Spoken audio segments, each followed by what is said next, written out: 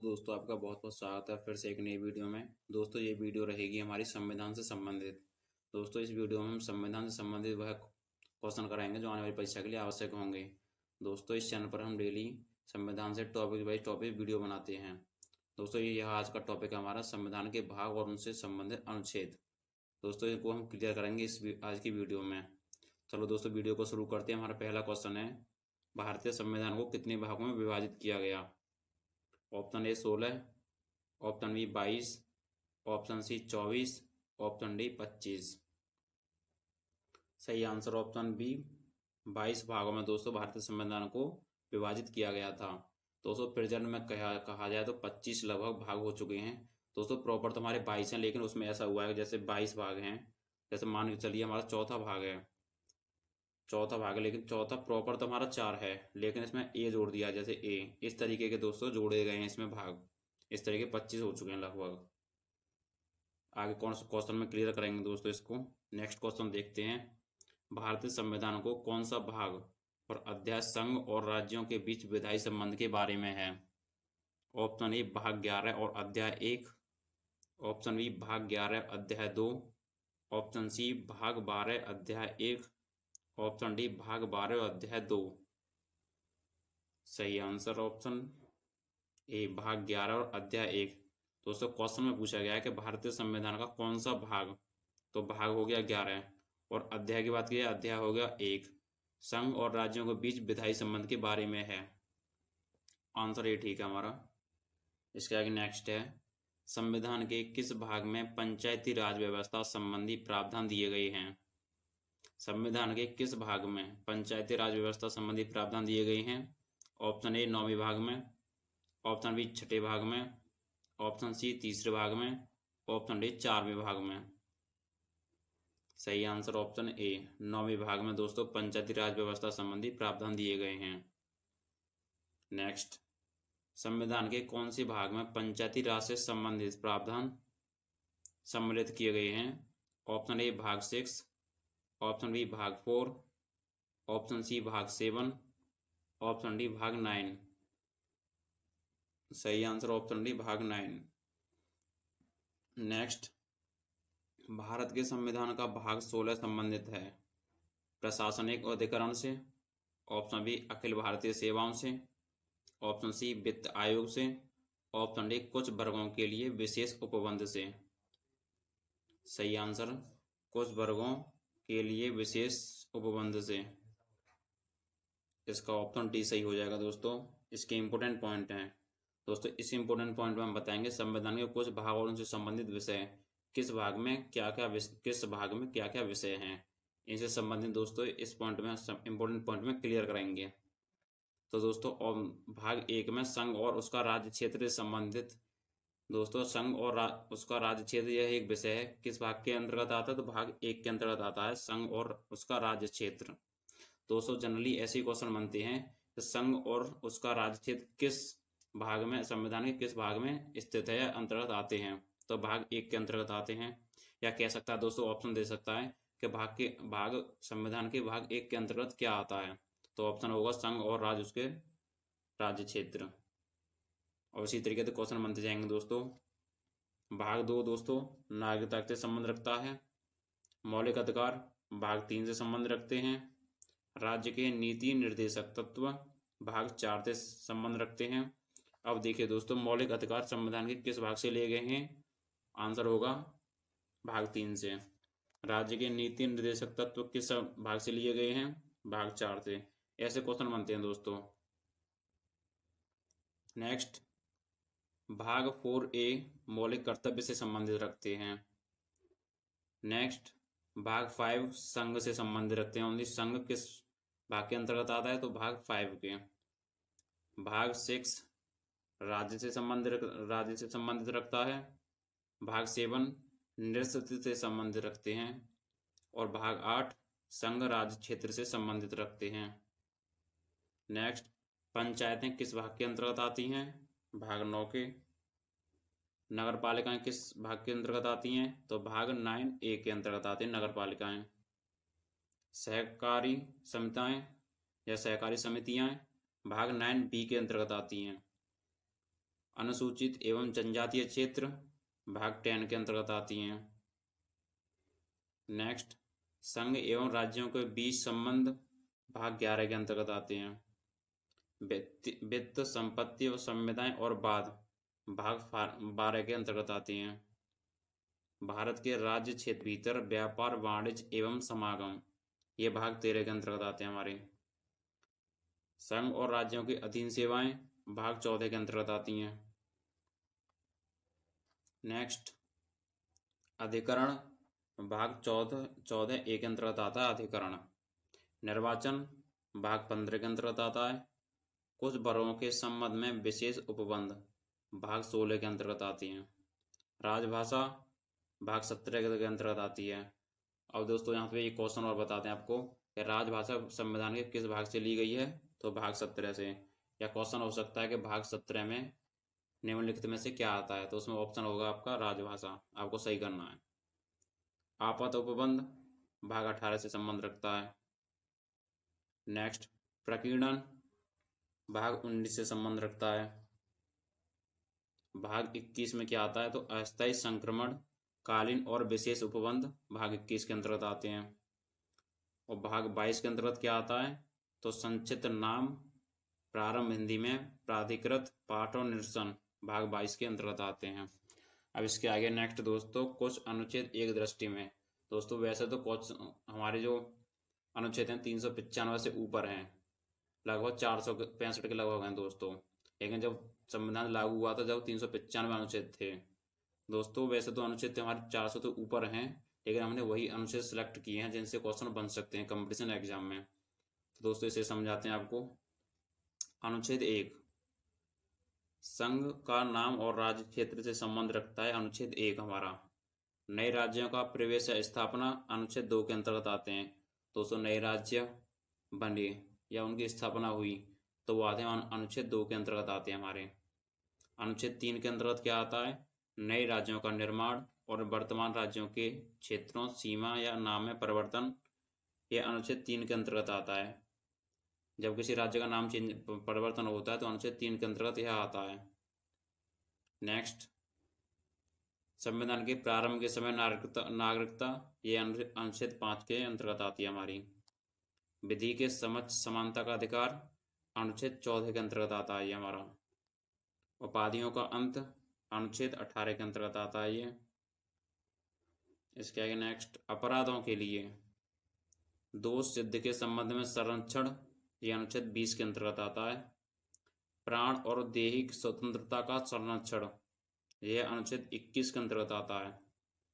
6 से 14 वर्ष तक के सभी बच्चों को निःशुल्क और अनिवार्य शिक्षा का अधिकार यह अनुच्छेद 21 के अंतर्गत आता है। लेकिन दोस्तों 21 का के अंतर्गत आता है। इसके आगे नेक्स्ट, कारखाना आदि में बालकों के नियोजन का प्रतिषेध यह अनुच्छेद 24 में दिया गया है। अल्पसंख्यक वर्गों के हितों का संरक्षण यह अनुच्छेद 29 के अंतर्गत दिया गया है। संवैधानिक उपचारों का अधिकार यह अनुच्छेद 32 के अंतर्गत दिया गया है। राज्यों द्वारा अनुसरणीय अध्यक्ष नीति तत्व यह अनुच्छेद 39 के अंतर्गत है।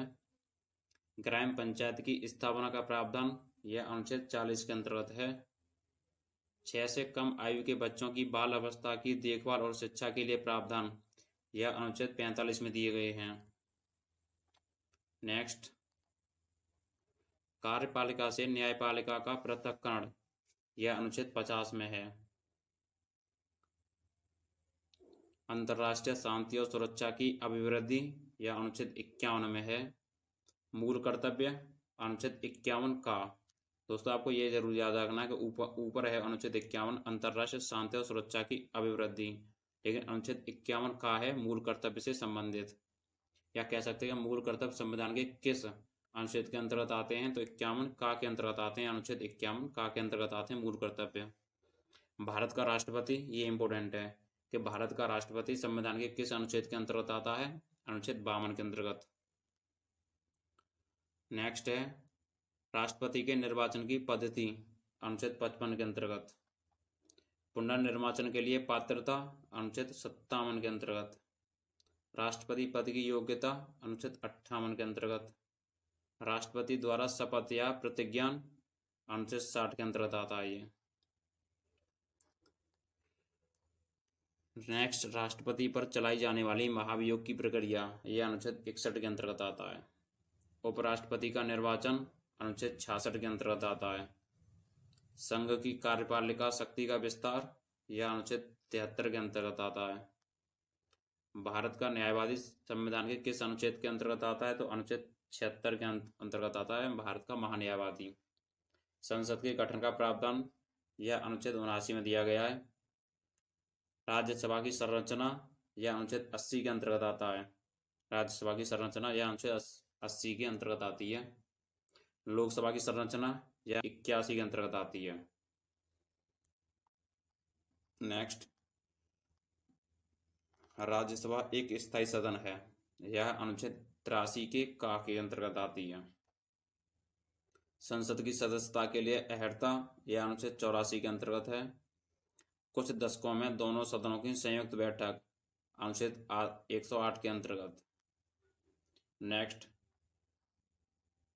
धन विधेयकों के संबंध में विशेष प्रतिक्रिया, अनुच्छेद 109 के अंतर्गत। वार्षिक वित्तीय विवरण, अनुच्छेद 112 के अंतर्गत। उच्चतम न्यायालय की स्थापना और गठन, अनुच्छेद 124 के अंतर्गत। उच्चतम न्यायालय की पुनर्विलोकन की शक्ति, अनुच्छेद 137 के अंतर्गत आती है ये। राज्यपाल नियुक्ति संविधान के किस अनुच्छेद के अंतर्गत है? 155।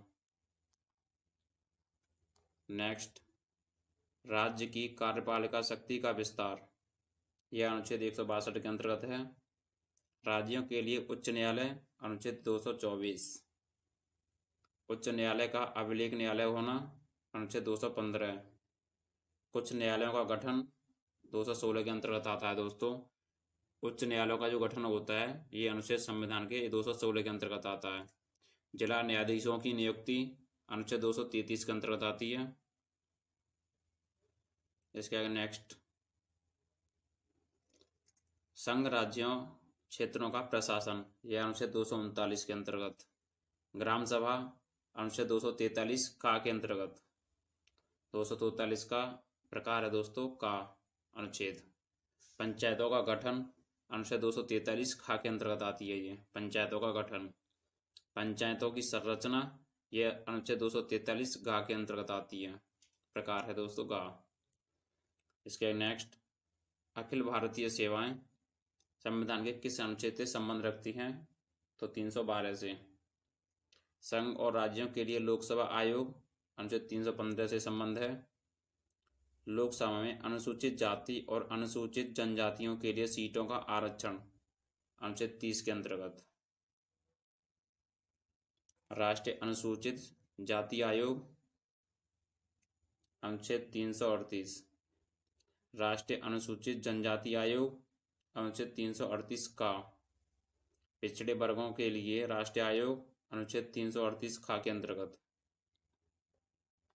नेक्स्ट है, संघ की राजभाषा हिंदी और लिपि देवनागरी घोषित है अनुच्छेद 343 के। राजभाषा आयोग अनुच्छेद 344 से संबंध रखता है। वित्तीय आपातकाल घोषित करने का प्रावधान अनुच्छेद 360 में है।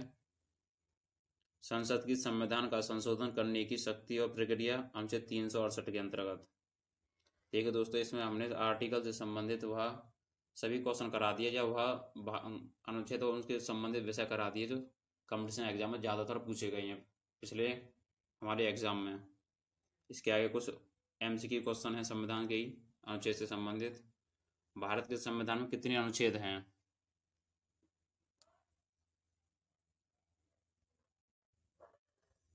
तो दोस्तों 400 से अधिक अभी भारत के संविधान में अनुच्छेद हैं।